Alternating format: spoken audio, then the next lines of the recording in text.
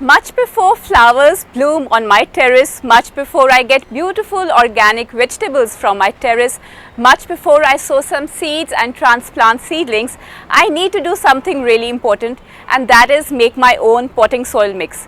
Hi, my name is Ravneet Kaur, you're watching Haryali by Cherry, and today we are going to make some potting soil mix, so please stay tuned.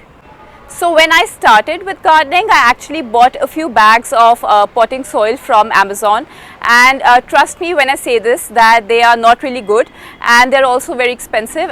The best thing is to get your own amendments and some garden soil from a nearby nursery or from a farm, and then make your own potting soil mix. So this is garden soil, and if you see, it's kind of a little clayey and it has no amendments. So we are going to amend our garden soil, add some nutrition to it, add some coco peat to it, and make it good enough for the vegetables to be planted. So I'm going to use 25 to 30% of garden soil. So in goes my garden soil.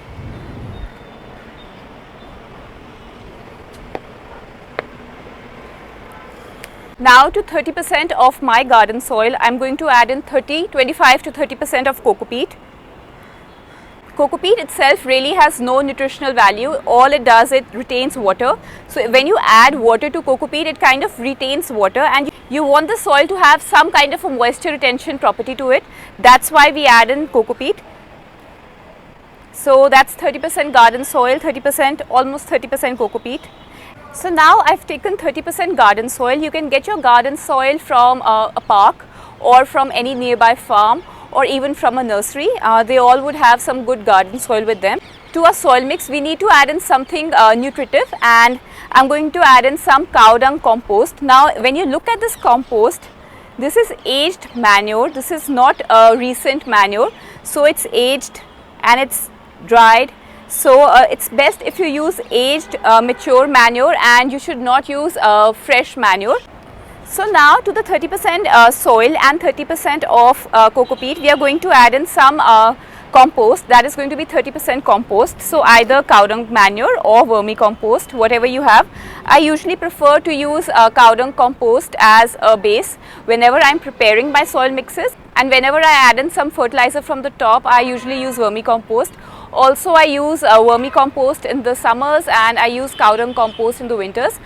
So a gardener at a nursery told me to use vermicompost in summers and cow dung compost in winters, because cow dung compost can be very heat generating. So I'm using cow dung compost today because we are making soil mix for the winters.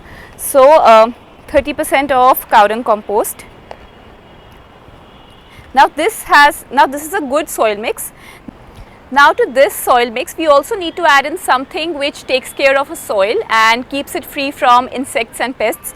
So I need to add in some neem powder. So I'm going to add in around 5% of neem powder to my soil mix. So that's neem powder.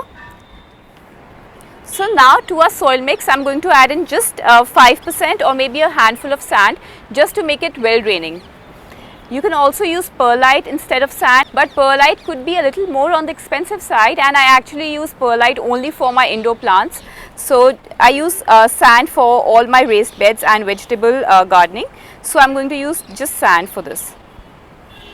So now this soil mix would work really well for your lettuce or for your basil plants, for spinach, for fenugreek, or for pak choy, or for coriander, and this would actually work well for all the leafy vegetables. In case you're planning to grow some brinjal plants or some tomatoes or some flowers, I suggest you add in some bone meal to this soil mix, and that would also work for the other plants you're planning to grow.